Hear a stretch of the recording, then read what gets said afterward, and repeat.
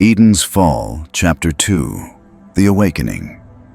3 days had passed since Elias and Cora had descended into the transition zone and discovered the resistance network led by Vashti and Dr. Chen. 3 days of clandestine movements between their regular duties and the hidden command center, carefully maintaining the facade of normalcy while their world tilted on its axis. Elias stood before the wall-length window in his apartment, watching the morning light filter through the faint pollution haze that hung over the lower levels of New Arcadia. From this height, the stratification of the city was clearly visible. The gleaming upper spires where the professional and governing classes resided, the utilitarian mid-levels of the technical workers, and the densely packed lower levels where the underclasses maintained the systems that kept everyone alive. A paradise built on carefully engineered inequality, preserved through meticulously cultivated ignorance. His Neuralink chimed with the daily civic reminder. Citizen, notice. Today marks 127 years of prosperity under the Eden Protocol. Remember your duty to efficiency and harmony. Elias dismissed the message with a practiced thought command. These daily affirmations, once a comforting reminder of civilization's survival, now felt like propaganda. Because that's exactly what they were. His secure communication device, provided by the Resistance, vibrated silently in his pocket. The message was brief and encoded. Package ready for distribution. Proceed with Phase 1. It was time. The archive's central hub hummed with its usual quiet activity when Elias arrived.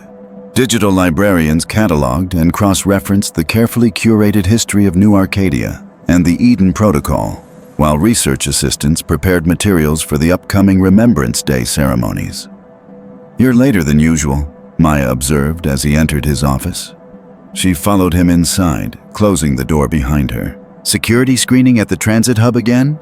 "Increased vigilance for the anniversary celebrations," Elias replied, the half-truth coming easily. In reality, he had taken a circuitous route to avoid predictable patterns that might trigger surveillance algorithms. Maya placed a digital tablet on his desk. "The Education Division is still waiting for those Remembrance Day revisions. Director Harlow asked about them specifically this morning." Elias felt a twinge of guilt. In his preoccupation with the Resistance, he'd neglected his official duties. Duties that now seemed hollow, yet still provided his cover. "I'll have them today. Promise." Maya lingered, studying him with an archivist's attentive eye. "You've been different since your meeting with Harlow. Did something happen?" The question hung in the air, its innocence belied by the intensity of her gaze. Maya had been his deputy for 5 years, sharp-minded and subtly cynical about the sanitized history they curated. Elias had often wondered how much she suspected about the gaps and inconsistencies in the official record. Now he faced a critical decision: continue the deception or risk trusting her. "Close the privacy screen," he said quietly. Maya raised an eyebrow but complied, the glass walls of his office turning opaque. They were never truly private. The architects could override such measures at will, but it created the illusion of confidentiality. "What I'm about to tell you could end both our careers," Elias began, watching her reaction carefully. "Possibly worse." "That sounds considerably more interesting than revising propaganda for school children," Maya replied, her casual tone belied by the alertness in her posture. Elias reached into his desk drawer and removed a small data chip, a copy of the most damning files from Cora's discovery. "I need you to review these documents. They relate to the founding of Eden." "Classified materials?" Maya asked, making no move to take the chip. "Eliminated materials," Elias corrected. "Purged from the official record. Pre-collapse documents about the true origins of the Eden Protocol." Maya's expression shifted from curiosity to wariness. "Where did you get this?"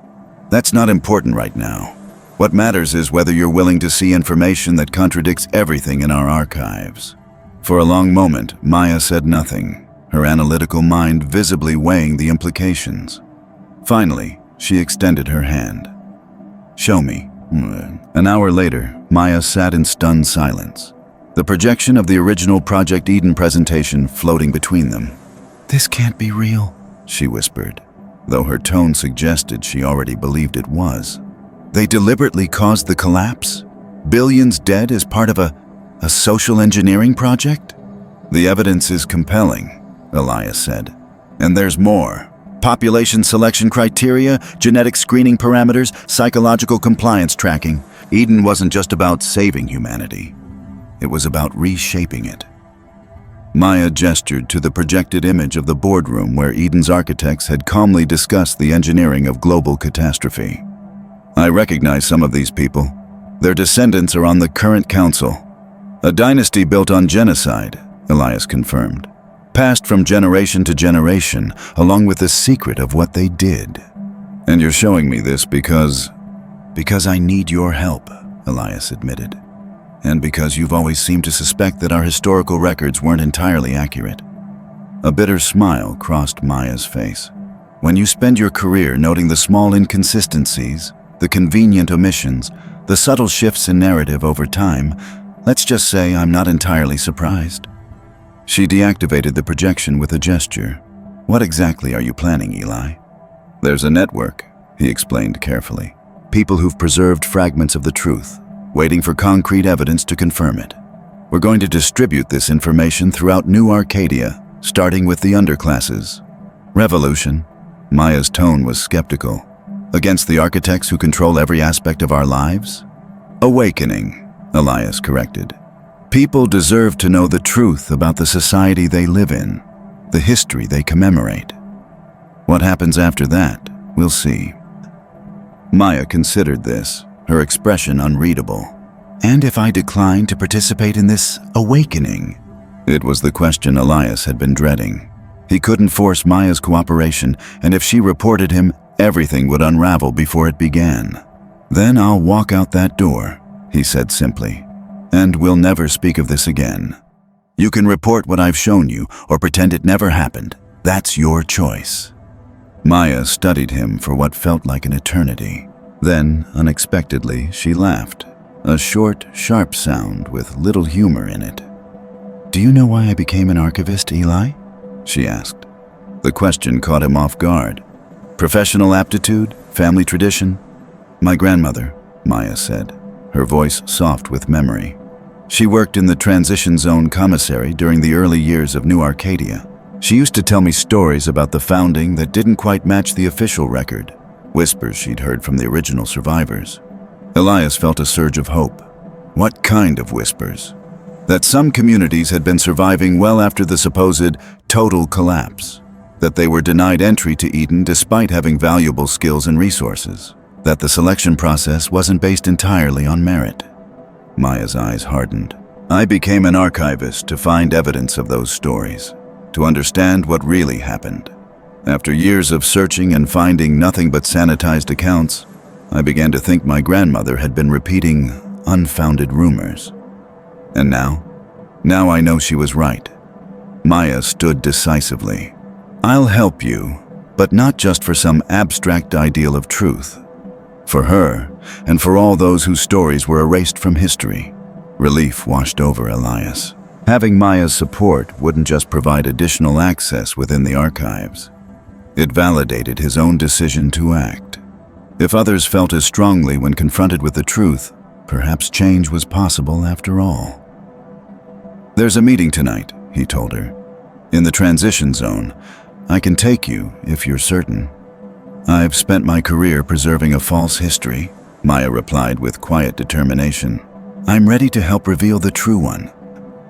As they prepared to return to their official duties, maintaining the pretense of normalcy, Elias's secure communicator vibrated again. Accelerate timeline. Security protocols changing. Window closing. The architects were moving faster than anticipated. The awakening would need to begin today. The judicial spire rose like a gleaming needle from the administrative complex at New Arcadia's core, its upper levels housing the offices and residences of the architect council members. Unlike the more accessible government buildings of the mid-levels, the spire's highest floors remained inaccessible to all but those with the highest clearance, including, theoretically, the Chief Archivist. In practice, Elias had visited the upper spire exactly twice in his career. both times for formal presentations to the council. The prospect of returning there uninvited sent cold sweat down his spine. Yet the Resistance's plan required access to the central communication hub housed just below the council chambers. Your credentials should grant you entry to level 175, Cora explained as they reviewed the schematics provided by Chen's network. From there, Maya will need to use her archival override to access the historical broadcast systems. They had gathered in Elias's apartment after work hours. Elias, Cora, Maya, and Vashti, who had risked traveling to the upper levels disguised as a maintenance technician. The plan had accelerated from careful, methodical distribution of information to a more dramatic approach, necessitated by changes in the city's security protocols that suggested the architects were already moving to counter potential dissent. Remind me why we're using the historical broadcast system rather than the current communication channels? Maya asked, studying the complex access paths displayed in the holographic projection. The current channels have too many safeguards, Vashti explained. Content filters, audience targeting, message throttling, all designed to prevent exactly the kind of mass communication we need. But the historical system was designed before they fully understood the power of unrestricted information flow. Elias finished. It was created to commemorate the founding of Eden, to broadcast the sanitized history to all levels simultaneously during Remembrance Day. And it's still functional? Maya looked skeptical. It's used once a year, Cora confirmed. Maintained but not closely monitored. Most importantly, it can override local communication systems throughout the city, a feature installed to ensure no citizen could avoid the annual reminder of the architect's benevolence. Vashti smiled grimly. A feature we'll repurpose to ensure no citizen can avoid learning the truth. The plan was audacious, perhaps reckless, but time was no longer on their side. Intelligence from Chen's contacts in security indicated that the architects had identified unauthorized access to pre-collapse records and were systematically narrowing down potential sources. It would be days, perhaps hours, before they traced the breach to Elias and Cora. Once we activate the broadcast, we'll have minutes at most before they shut it down, Elias cautioned. And once that happens, they'll know exactly who is responsible. Which is why you'll need to be gone by then, Vashti said firmly. The extraction team will be waiting at the service exit on level 172. They'll get you to the safe zone in the transition level. And if something goes wrong? Maya asked the question they'd all been avoiding. Then you disavow all knowledge, Vashti replied without hesitation. Claim you were coerced, manipulated, deceived, whatever it takes to survive. The movement needs people on the inside, especially if this first attempt fails. The stark pragmatism was unsettling but necessary. They were challenging a power structure that had maintained absolute control for over a century, one that had already demonstrated its willingness to eliminate threats without hesitation. The broadcast package is ready, Cora said, changing the subject. She held up a specialized data module. 15 minutes of uninterrupted content, the Project Eden presentation, the population selection criteria, and testimony from Chen about his role and his opposition. It's not comprehensive, but it's enough to shatter the official narrative. And the underclasses? Elias asked, turning to Vashti. Will your people be ready to respond? Demonstrations will begin within an hour of the broadcast, she confirmed. Peaceful but visible. Work stoppages, public gatherings, coordinated symbolic gestures. Enough to show that many already knew the truth and were waiting for this moment. And the upper levels? Maya's question hung in the air. No one had a confident answer. The professional and governing classes, comfortable in their privilege and deeply invested in the Eden narrative, were the greatest unknown in the equation. Would they react with outrage at the deception, or would they rationalize the architect's actions as necessary for humanity's survival? We can only show them the truth, Elias said finally. What they do with it is beyond our control. As the meeting concluded and final preparations were made, Elias found himself standing before his window once more, looking out at the city he had believed in for so long. By this time tomorrow, New Arcadia would be irrevocably changed. Whether awakened to its true origins or plunged into unprecedented turmoil remained to be seen. Cora joined him at the window, her reflection appearing beside his in the glass. "Having second thoughts?" "No," he said with surprising certainty. "Just saying goodbye, I suppose. To the city I thought I knew. To the lie we've been living," she corrected gently. Elias nodded, his resolve strengthening. "Tomorrow we face the truth, all of us, together." On. The judicial spire's main atrium bustled with the controlled activity typical of New Arcadia's administrative centers. Officials in their distinctive blue uniforms moved purposefully between departments, while security personnel maintained a visible but unobtrusive presence at key access points. Elias and Maya entered with the confidence of professionals with legitimate business, their archival credentials prominently displayed. Cora had arrived separately, using her environmental engineering clearance to access the building's infrastructure systems where she would provide technical support remotely. Archivist Thorne, the security officer at the primary checkpoint, greeted him with professional courtesy. "An unexpected visit. I don't believe you're on today's schedule." "Last-minute request from Director Harlow," Elias replied smoothly, presenting the fabricated authorization Maya had created using her access to the archive's communication system.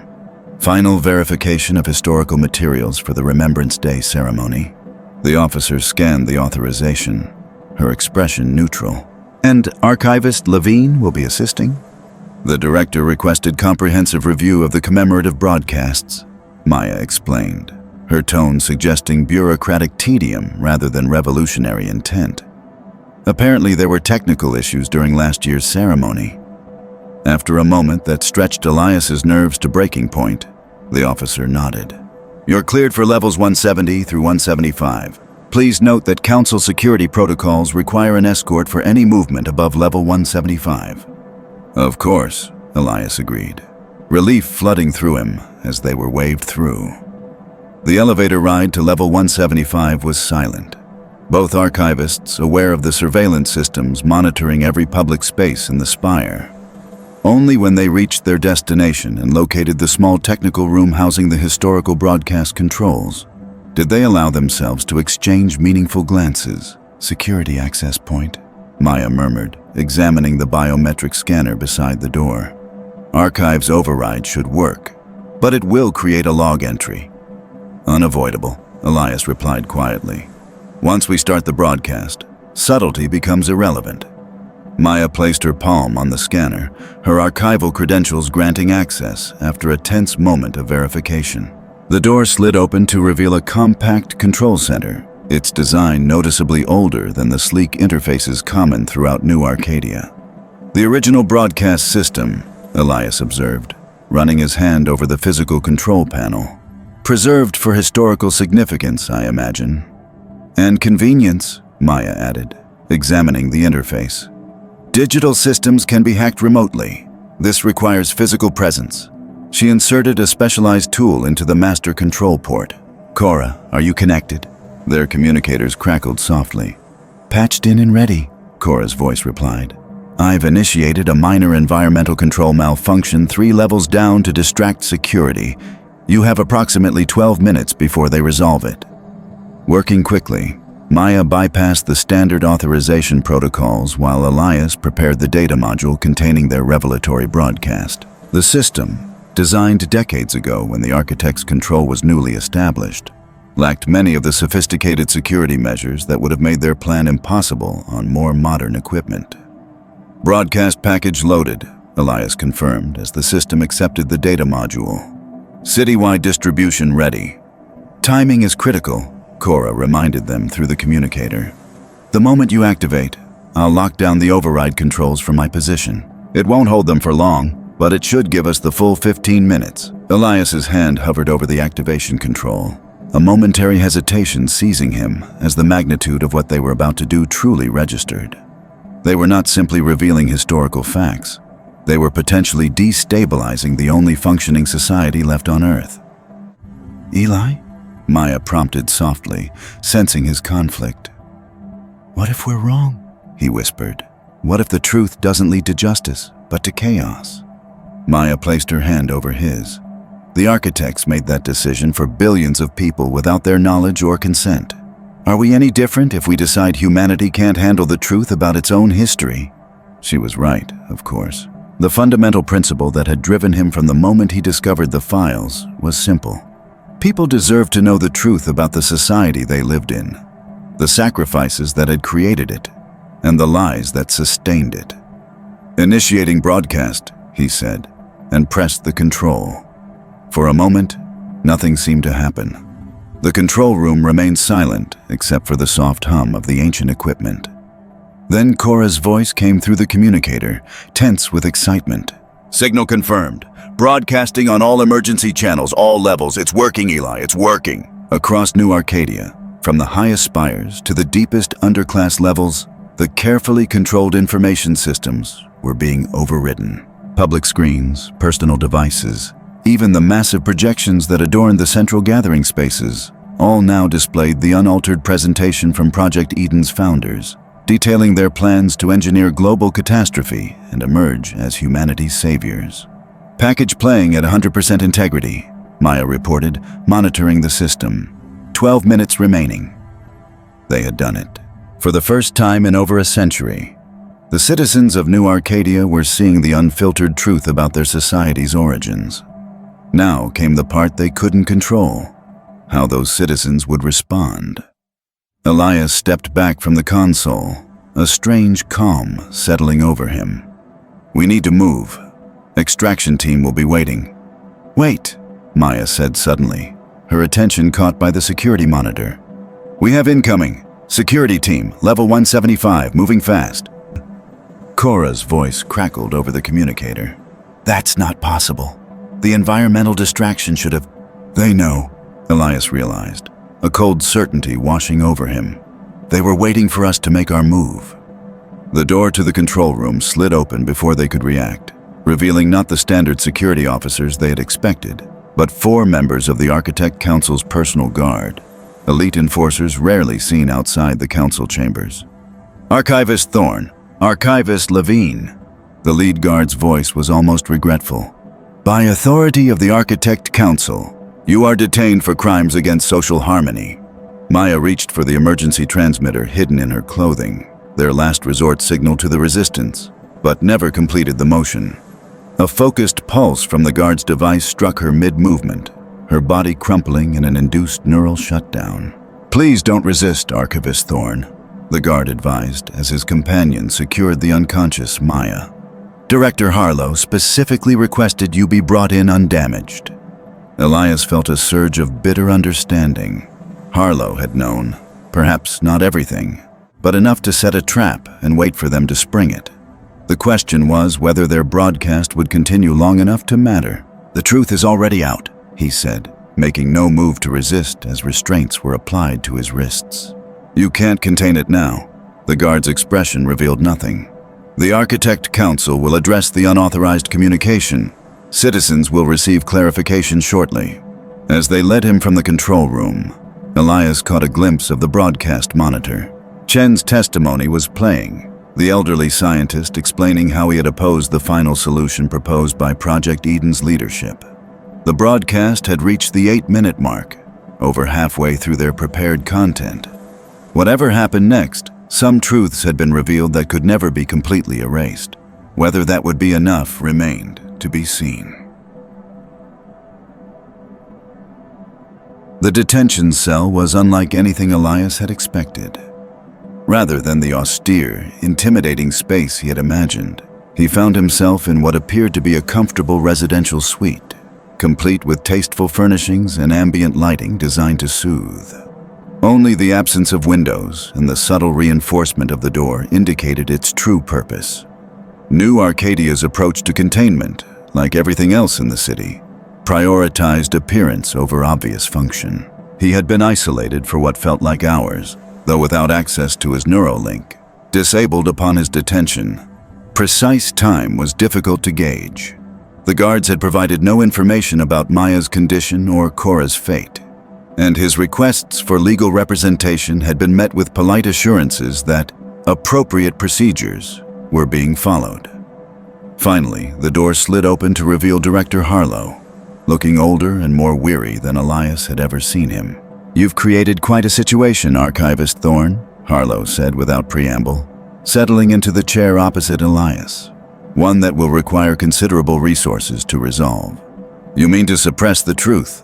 Elias replied, studying his superior's expression for any hint of his fate. Harlow sighed heavily. "I mean to prevent societal collapse. Do you have any idea what you've done? The underclasses are in upheaval. Work stoppages have affected essential services in 17 sectors. There have been breaches of level boundaries, unauthorized assemblies." He shook his head in apparent disbelief. "In a single day, you've managed to destabilize a society that has maintained harmony for over a century." "A harmony built on lies," Elias countered. "On the deliberate suppression of our true history. On necessary omissions," Harlow corrected, his tone hardening. "Yes, I've always known the complete history of Eden's founding. As Chief Archivist, it was my responsibility to understand what information needed to be preserved and what needed to be curated for the greater good." The admission, though expected, still stung. Harlow had been his mentor, the man who had guided his career and shaped his understanding of the archivist's sacred duty to preserve historical truth. "How could you know and still maintain the fiction?" Elias demanded. "Billions died, not through inevitable disaster, but through calculated intervention. The architects played God, deciding who would live and who would perish. And in doing so, they saved humanity from extinction." Harlow replied with the calm certainty of someone who had reconciled himself to this truth long ago. "The projections were accurate, Elias. Earth's resources were depleting at an unsustainable rate. Population growth, consumption patterns, ecological damage, all trending toward complete collapse within decades. That didn't give them the right to act decisively when no one else would," Harlow interrupted. "The alternatives were tried first. International accords, resource restrictions, population control measures, all failed due to national self-interest and human nature. Project Eden was a last resort, implemented only when it became clear that humanity would not save itself through gradual, voluntary measures."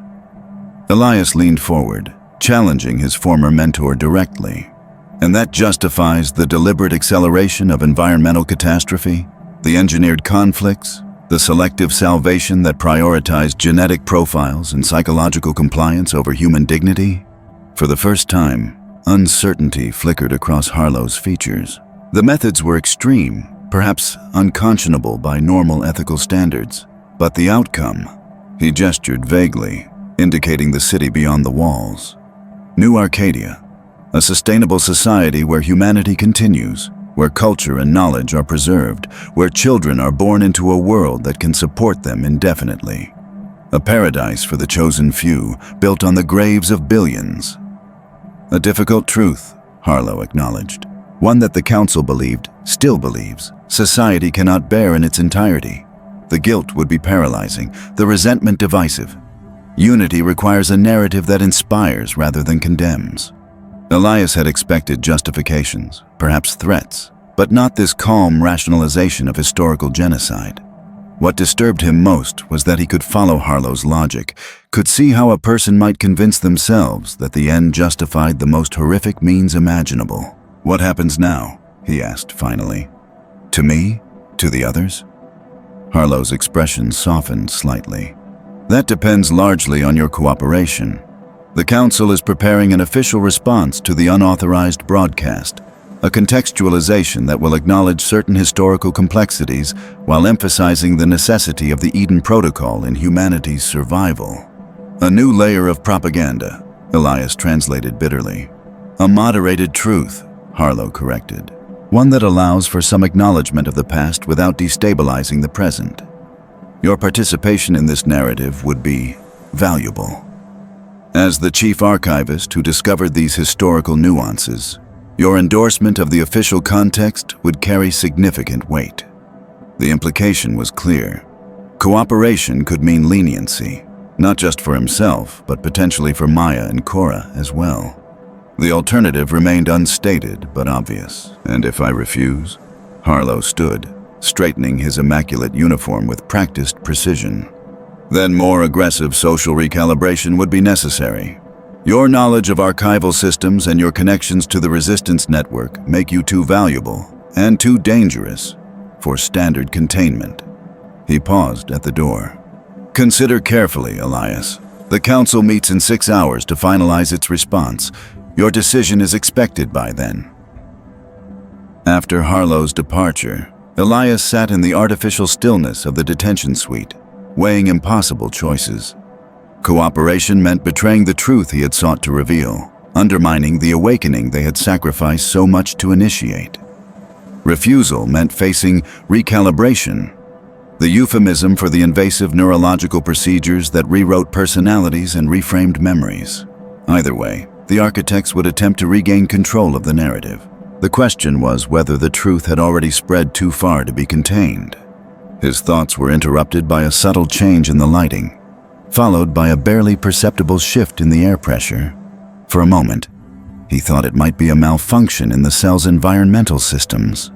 Then a section of the ceiling panel slid silently aside, revealing a narrow access shaft and a familiar face. "Engineering has its privileges," Cora whispered, her expression a mixture of tension and triumph. Like knowing all the maintenance access points in the judicial spire. Relief flooded through Elias. "How did you find me? I thought you'd been captured." "Nearly was," she replied, lowering a thin cable with a harness attached. "The security override failed faster than we expected, but the distraction worked long enough for me to get clear and connect with Vashti's extraction team." She glanced nervously at the door. "We don't have much time. The surveillance loop I created will be detected within minutes." As Elias secured the harness around his waist, urgent questions tumbled from him. "What about Maya? Is she all right? And the broadcast, did it complete?" "Maya's being held separately, but Chen's people are working on locating her." Cora began activating the winch to pull him upward. "As for the broadcast, Eli, it changed everything." 11 minutes played city-wide before they could shut it down. The underclasses are in full-scale demonstration, and it's spreading to the mid-levels. Even some upper-level citizens are demanding answers. Hope surged through him as he was pulled up into the maintenance shaft. Perhaps the truth really had taken root too deeply to be contained. "The architects are planning a counter-narrative," he warned as they secured the ceiling panel behind them. "Harlow tried to recruit me to support it." "Of course they are," Cora replied grimly, leading him through the narrow passageway. "But it's too late for a simple denial. They've had to acknowledge at least some of what we revealed. The question now is whether they can convince enough people that the ends justified the means."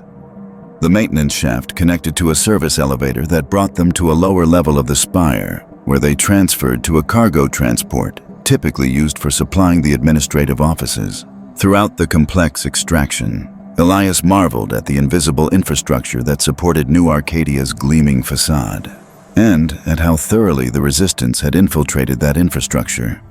"Vashti's network is impressive," he observed as they changed into maintenance worker uniforms provided by their extraction team. "How long has this been in development?" "Generations," Cora replied, adjusting the identification badge on her new uniform. "Chen says the Resistance began with the first workers who constructed New Arcadia, those who witnessed the selectivity of salvation firsthand. It's been growing quietly ever since, passing from parent to child, mentor to apprentice." The final stage of their escape involved a waste management vehicle, the only transport permitted to move between levels with minimal security screening. Concealed in a shielded compartment designed to hide them from standard bioscanners, Elias and Cora endured a tense journey through multiple checkpoints before finally reaching the relative safety of the transition zone.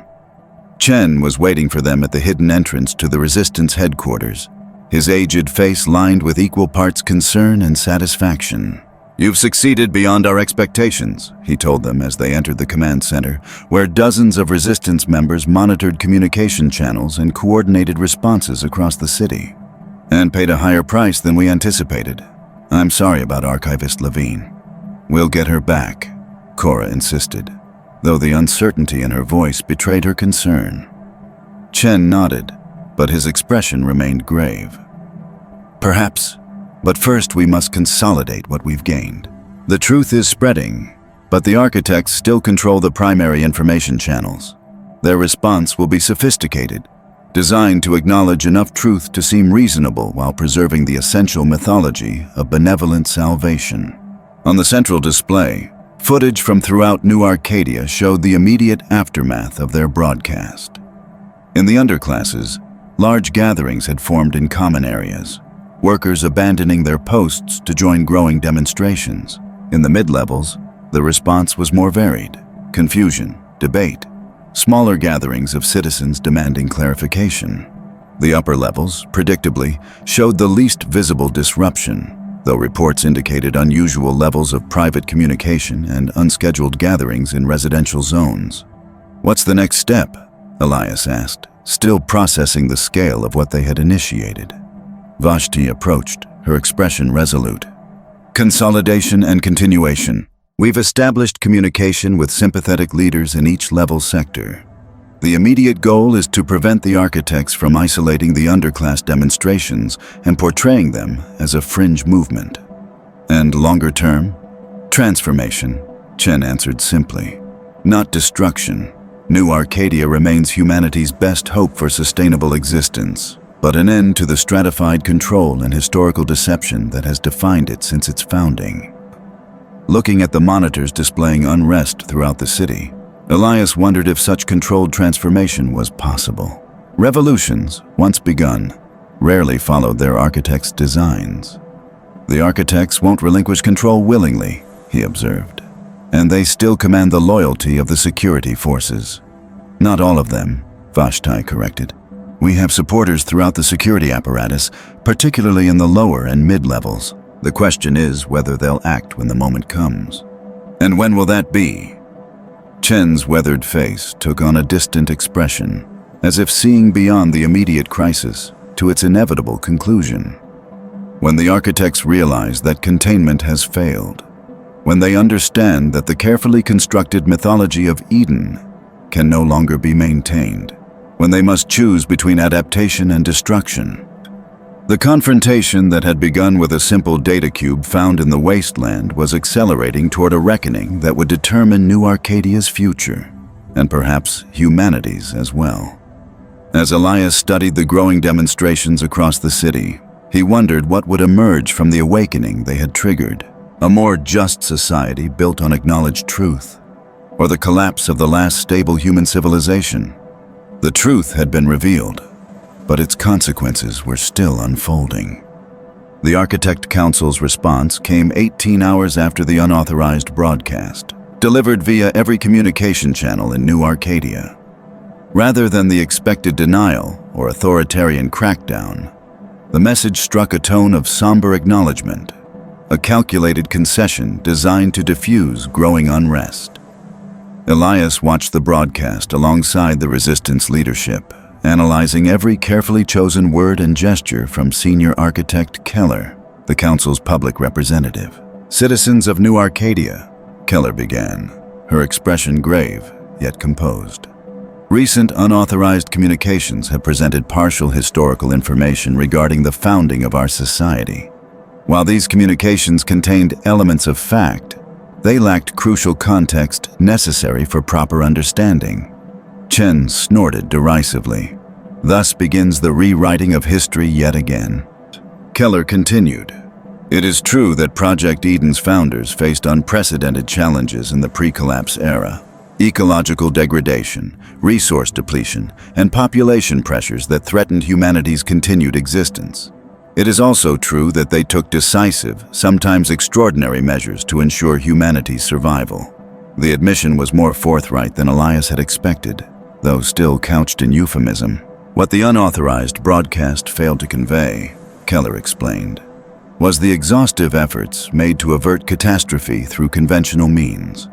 For decades, Project Eden's scientists and leaders worked within international frameworks, advocating for sustainable practices and gradual transitions that might have prevented the need for more drastic intervention."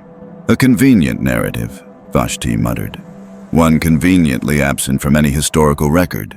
Only when these efforts failed, when global cooperation collapsed and ecological tipping points were reached, did the project's leadership implement their contingency protocols." Keller's expression conveyed regret without apology. "Yes, Difficult decisions were made. Yes, the collapse's impacts were managed to maximize the preservation of essential knowledge and genetic diversity. But these actions were taken not from callousness or ambition, but from the profound responsibility to ensure that humanity endured. The broadcast continued with a masterful blend of acknowledgement and justification, neither completely denying the revelations nor accepting moral culpability for them. The architects were positioning themselves not as conspirators who had engineered apocalypse, but as pragmatic saviors who had made impossible choices in humanity's darkest hour. Moving forward, Keller concluded, the Council commits to greater transparency regarding our shared history. Educational materials will be updated to provide a more complete understanding of Eden's origins. Level restrictions will be reviewed to allow greater mobility between city sectors. And a Citizens Advisory Assembly will be established, with representatives from all levels of New Arcadia to participate in governance decisions. As the broadcast ended, the Resistance Command Center erupted in animated discussion. Some saw the Council's response as a significant victory, an unprecedented acknowledgement of historical truth and a commitment to meaningful reforms. Others viewed it more cynically, as a tactical retreat designed to preserve the architect's essential power while creating the illusion of change. They're more adaptable than I expected, Chen observed, his expression thoughtful. They've calculated that partial concession now prevents complete overthrow later. But will it work? Elias wondered aloud. Will people accept this contextual truth? The answer varied dramatically by level. Reports from the underclasses indicated continued demonstrations, with workers demanding immediate structural changes rather than promised future reforms.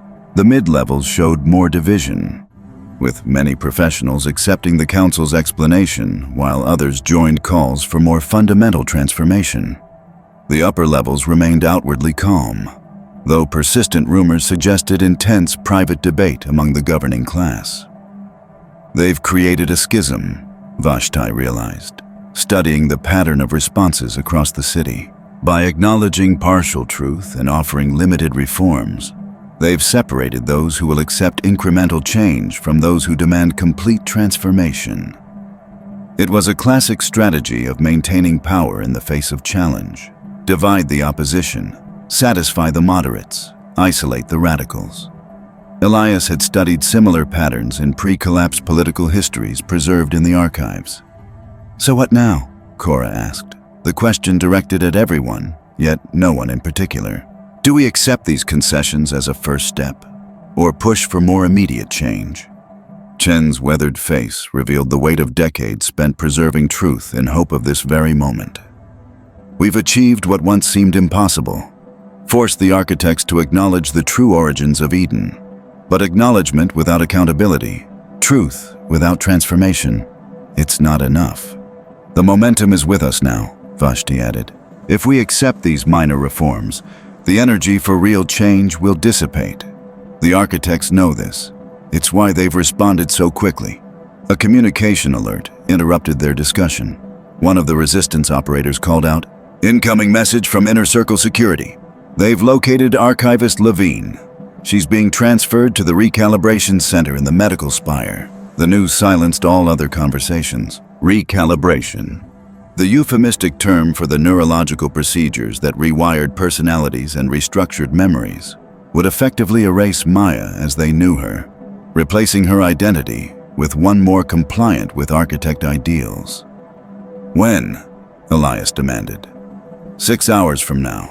The order has senior architect authorization. Impossible to countermand through normal channels. The implicit question hung in the air. Would they risk their broader movement to save one person? The strategic calculation was clear. A rescue attempt would reveal capabilities better kept hidden, potentially sacrificing long-term goals for an immediate personal objective. Yet the moral calculation seemed equally clear to Elias. We can't leave her to recalibration. Not after what she risked for the truth. A rescue operation would be extremely high risk, one of the security coordinators warned. The medical spire has the highest security concentration outside the council chambers, which is precisely why they won't expect us to try, Cora argued. They're thinking strategically, not personally. They don't understand that our movement isn't just about historical truth. It's about valuing each individual's right to that truth. The debate continued, passionate yet disciplined, until Chen finally raised his hand for silence. "Elias and Cora are right," he said, his quiet voice carrying the weight of moral authority. "If we abandon our own for tactical advantage, we become no better than the architects we oppose. The difference between us and them must be more than our historical perspectives. It must be our fundamental values." He turned to Vashti. "Prepare 2 operations, a small specialized team for Archivist Levine's extraction, and a larger coordinated demonstration at the opposite end of the city to draw security resources away from the medical spire. The demonstrations may accelerate confrontation with the Council," Vashti cautioned. "Once we commit to this course, there will be no returning to the shadows." "Perhaps that's as it should be," Chen replied. "The time for shadows has passed. Now we must stand in the light of truth, whatever consequences it brings." As the resistance mobilized around these dual objectives, Elias found himself standing once again before a window. This one looking out not at the gleaming spires of Upper New Arcadia, but at the utilitarian structures of the transition zone. The city he had once believed represented humanity's salvation now appeared to him as something more complex. Neither utopia nor dystopia, but a society built on both noble intentions and terrible compromises, sustained by both necessary order and unjust hierarchies. The truth of Eden's fall had been revealed, but the path to Eden's reformation remained uncertain. As preparations for Maya's rescue intensified around him, Elias wondered what New Arcadia would become in the aftermath of Awakening, and whether humanity's last refuge could survive the weight of its own history. If you enjoyed this second chapter of Eden's Fall, please like and subscribe to follow Elias and Cora's journey. In Chapter 3, we'll witness the high-stakes rescue attempt of Maya from the medical spire and see how the architects respond to the growing resistance movement. Will New Arcadia descend into chaos, or can a new society emerge from the ashes of these revelations? Your support keeps this story alive. Subscribe now to find out what happens next.